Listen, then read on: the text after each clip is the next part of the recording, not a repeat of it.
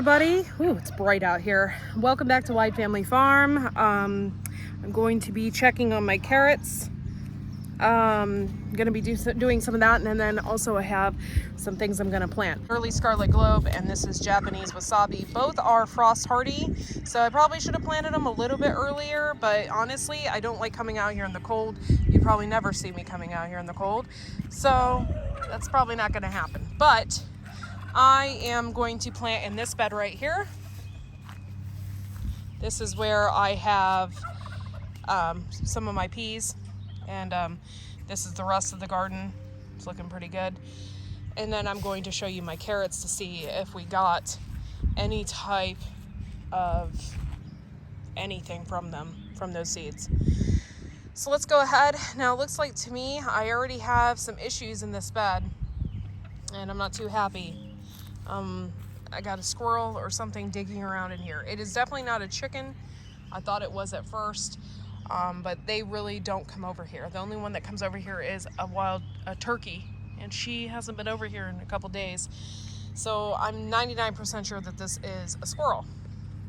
I'm gonna get a rake and we're gonna sow these in, and I'll show you how I do that. Okay, so I have my rake here. What I did is I just went ahead and just kind of turn the soil just a little bit, just enough to get it like flat, so I have like a surface to work with. Then I came over here and I saw this, which is exciting. This right here is coming back from last year. This is nasturtium, so I'm excited. I planted a ton of nasturtium already, so I had a ton started, so I'm anxious to see some nasturtium come back this year. So what I'm gonna go ahead and do is show you how I do this real quick.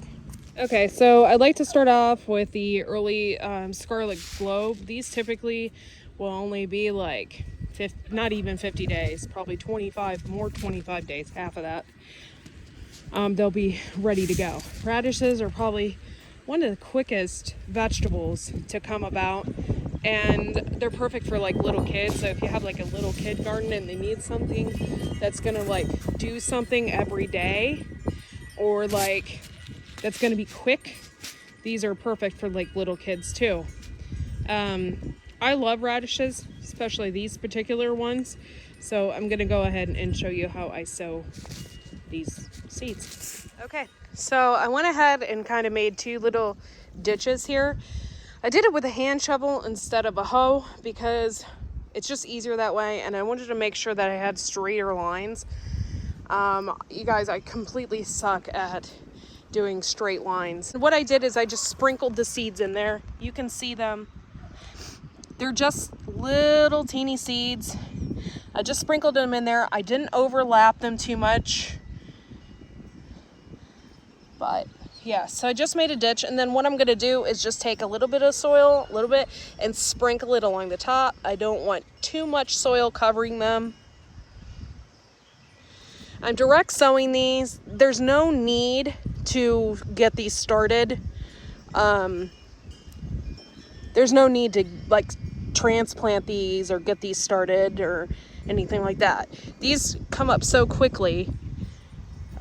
There's no need for that, and you end up wasting your time and your resources doing it. So I direct sow these, and like I said, I'm just lightly sprinkling them.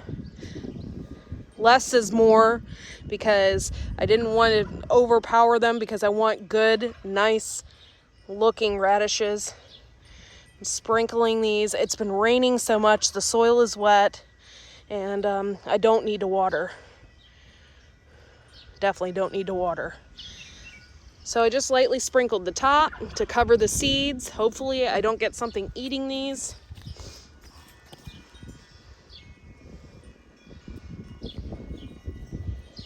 And that's pretty much it, guys, for the radishes.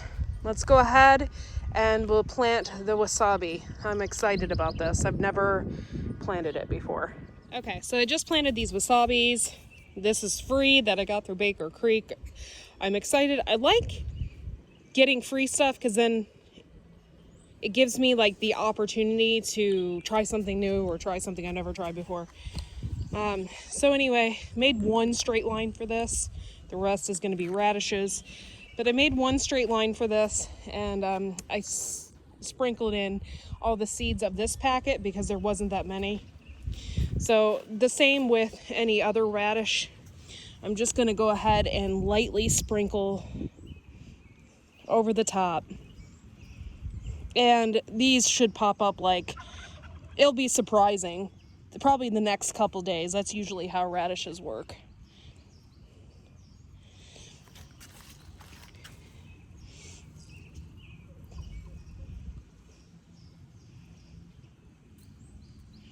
And yeah, just lightly sprinkling, and that's it for that. And the rest of the space, I'm doing these scarlet globe radishes, and we should have those in a couple days.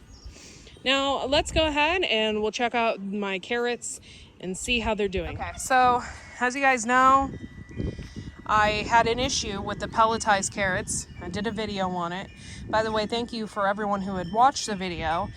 I think it's like close to 700 views now, so that's pretty cool for me. I don't usually typically get those kind of views on my videos, so it must have been pushed, so thank you so much. So these carrots, I had issues with the pelletized, so I just planted these. So what I'm going to do is just like lift the wood and see if there's anything under there. Now, I'm not really expecting to have anything under there, but it's good to just check because you don't want them to die. So, and we had heavy rains. And I don't see anything as of yet. I do see a lot of bug life. Which is cool, but for the most part I don't see anything yet, which is fine. I wasn't really expecting it, so I'm gonna go ahead and close this. Let's check the other one.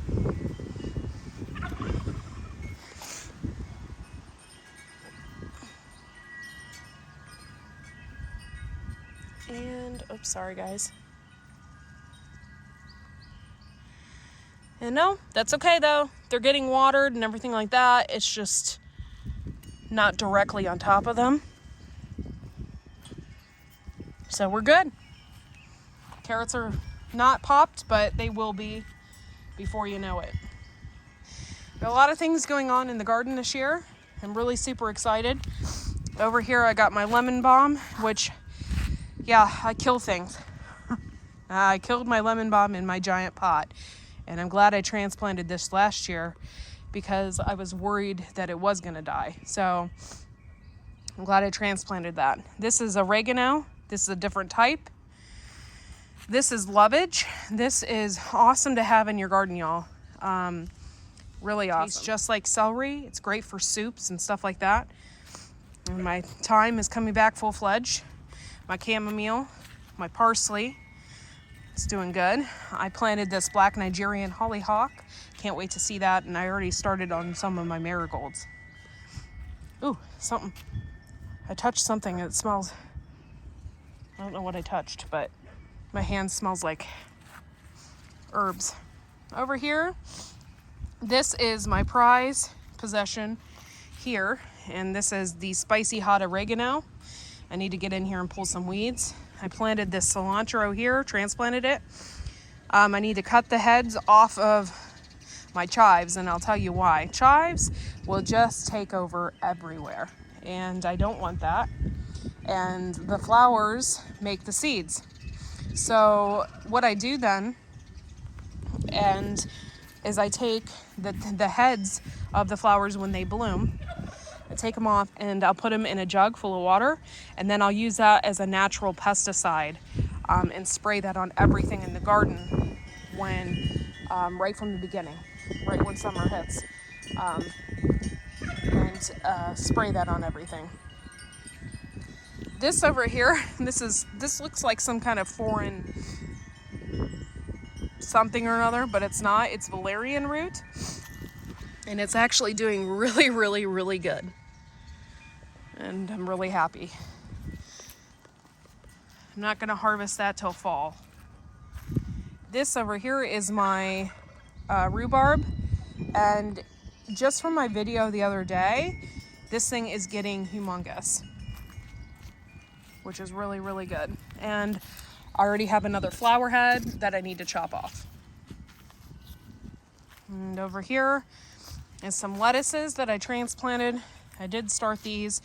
By the way, this was another freebie from Baker Creek a while back, and I ended up getting more of it because I liked it so much.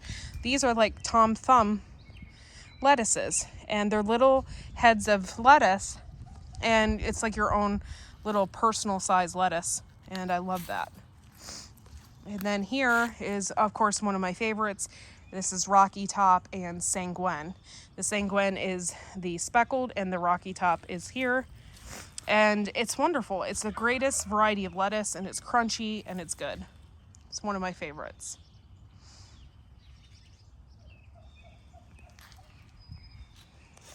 Okay, so here I have some chocolate mint.